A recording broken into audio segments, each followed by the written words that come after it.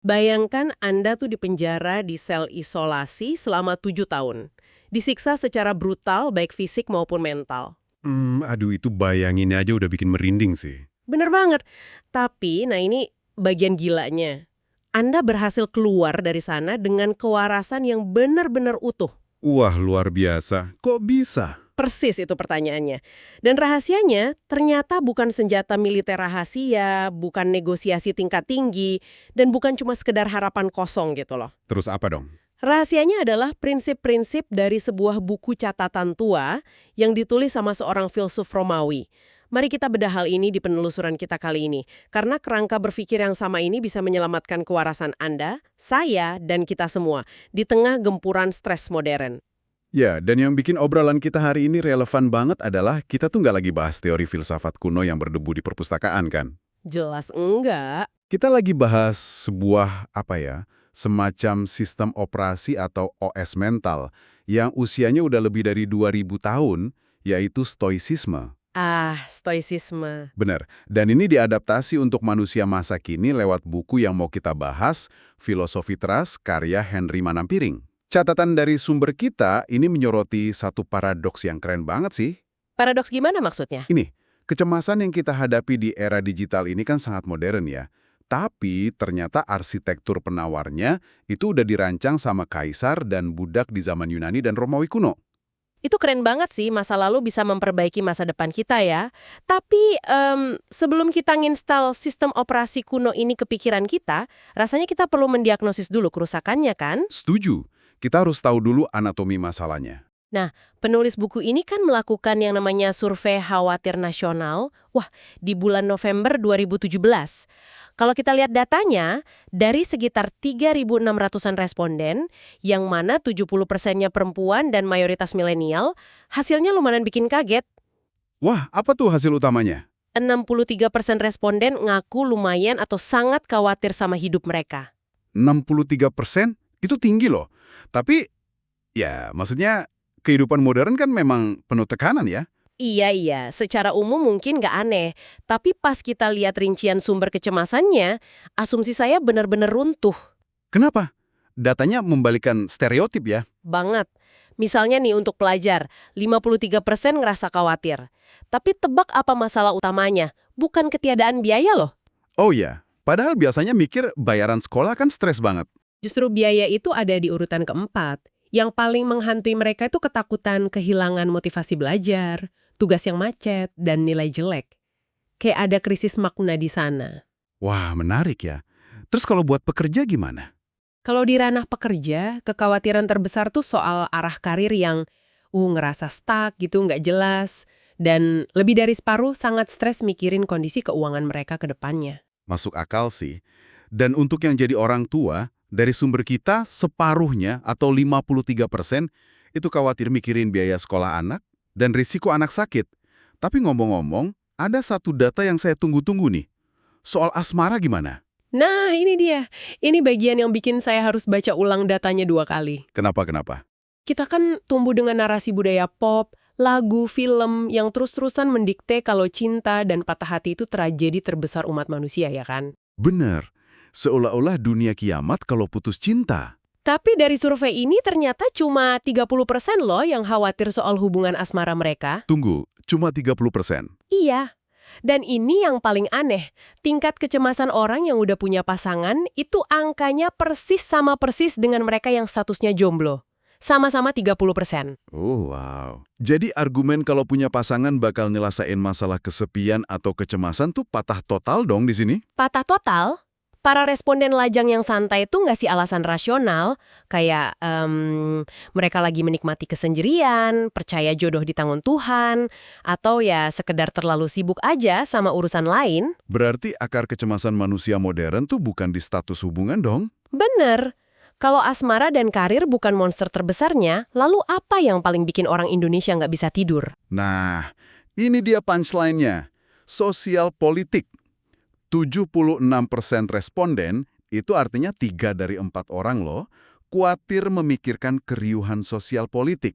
3/4 populasi stres mikirin hal makro ya? Betul.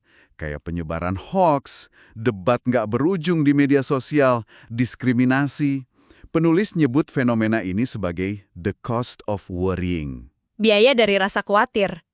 Ini kayak metafora smartphone yang melambat gara-gara kita kebanyakan buka aplikasi di background nggak sih? Nah, analogi yang pas banget tuh. Baterainya cepat habis, mesinnya panas, padahal aplikasinya nggak lagi kita tatap langsung. Iya, masuk akal. Membiarkan otak kita terus memproses ancaman artifisial dari lini masa, itu biayanya mahal banget. Menguras energi, buang waktu dan uang, dan parahnya memicu penyakit fisik atau psikosomatik. Maksudnya, stres pikiran yang jadi sakit beneran di badan kan? Gitu. Kayak tiba-tiba asam lambung naik, migrain, sampai insomnia akut. Dan penulis bahas ini bukan cuma dari segi akademis loh. Oh iya? Gak ngalamin sendiri? Iya, Henry Manampiring ini sampai di titik terendah karena kecemasan. Dia ngalamin sistem crash secara mental. Dia didiagnosis menderita major depressive disorder atau depresi klinis. Astaga, ini poin penting buat diangkat sih. Karena di Indonesia apalagi waktu itu masih banyak banget kesalahpahaman. Stigma soal kesehatan mental tuh gila banget. Bener, ke psikiater dibilang gila atau malah disuruh berobat pakai air kembang kumuran dukun. Padahal depresi itu berhubungan erat sama kimiawi otak. Sayangnya stigma masyarakat sering memperparah ya. Terus gimana dia bangkit dari situ? Dia sempat sembuh dibantu obat-obatan.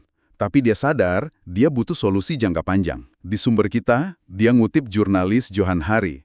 Ini ada paradigma yang menarik banget. Apa tuh? Gimana kalau depresi itu sebenarnya bukan kerusakan atau malfunction?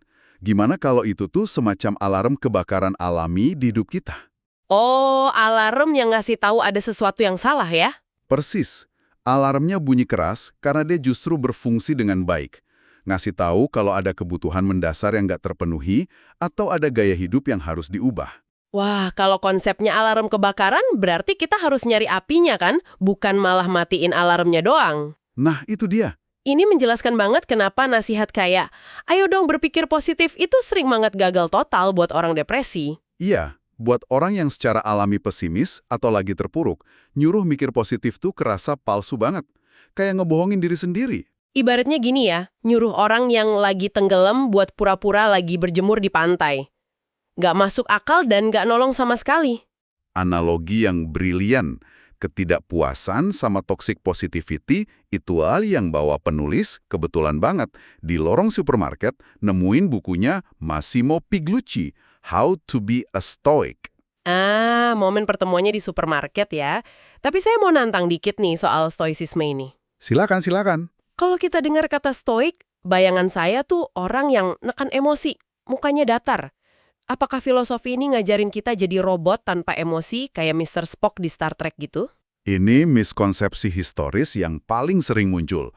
Kaum Stoa tuh sama sekali nggak bertujuan mencetak manusia robot loh. Oh, bukan ya? Terus tujuannya apa dong? Tujuan utamanya itu eudaimonia. Itu istilah Yunani buat hidup yang berkembang atau mekar sepenuhnya. Dan kebahagiaan ala Stoa ini disebutnya ataraksia. Ataraksia? Maksudnya gimana tuh kondisinya? Kondisi jiwa yang tidak terganggu atau untroubled.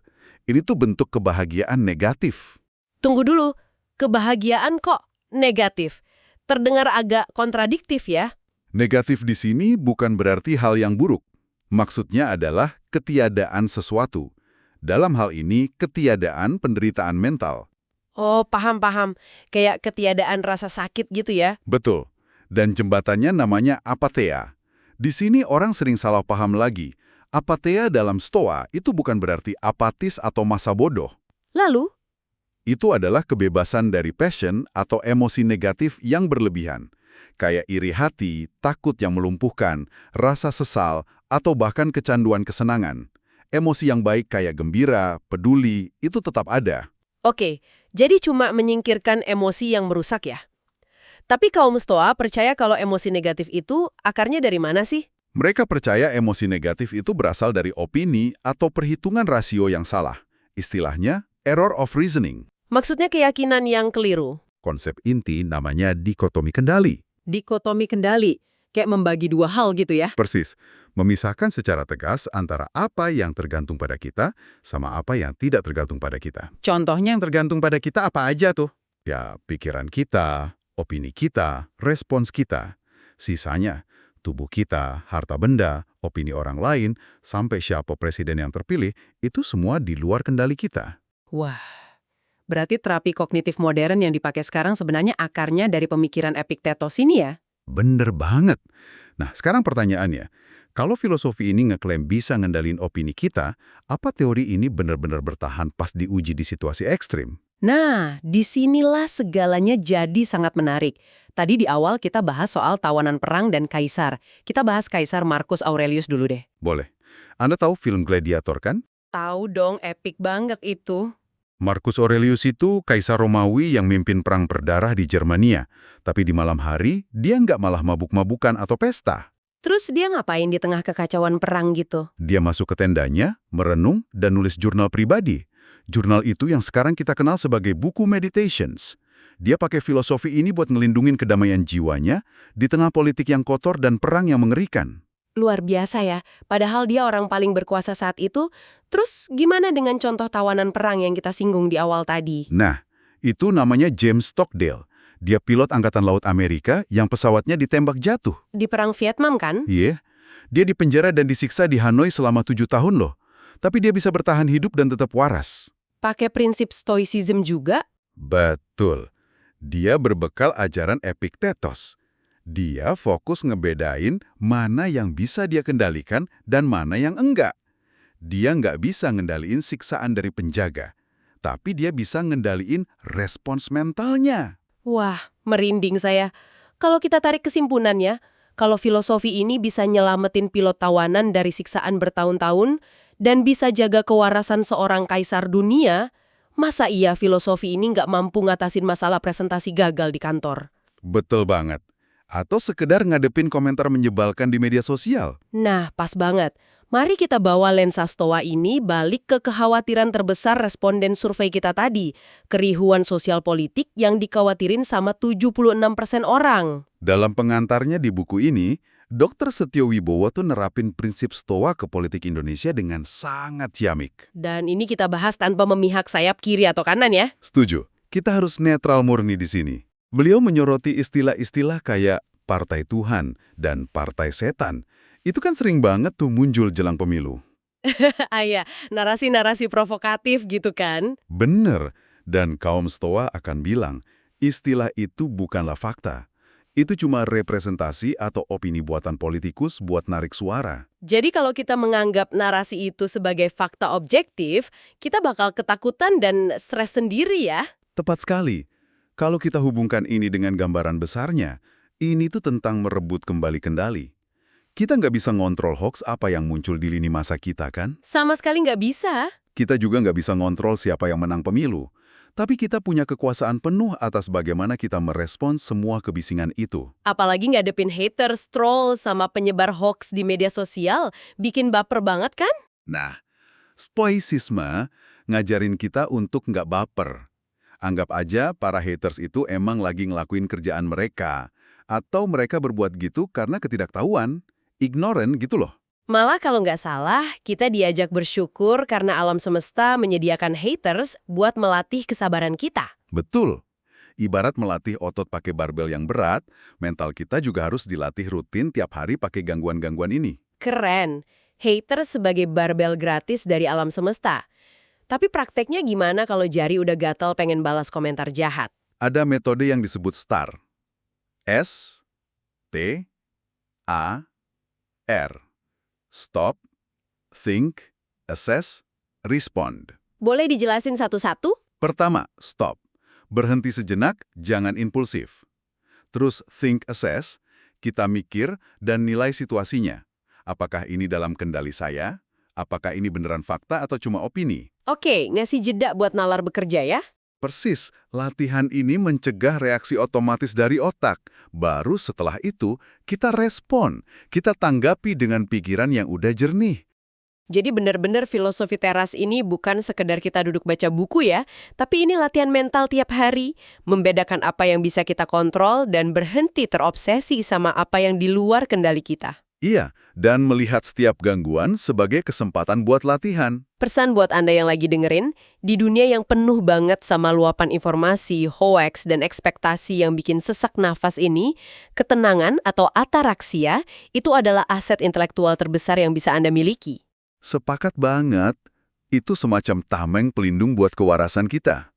Nah, sebelum kita tutup pembahasan mendalam hari ini, saya pengen nyampein satu pemikiran penutup buat direnungkan oleh Anda sendiri nih. Wah, apa tuh pemikirannya? Di awal penelusuran tadi, kita kan sempat bahas dari Johann Hari kalau depresi atau kekhawatiran itu bisa jadi sebuah alarm alami.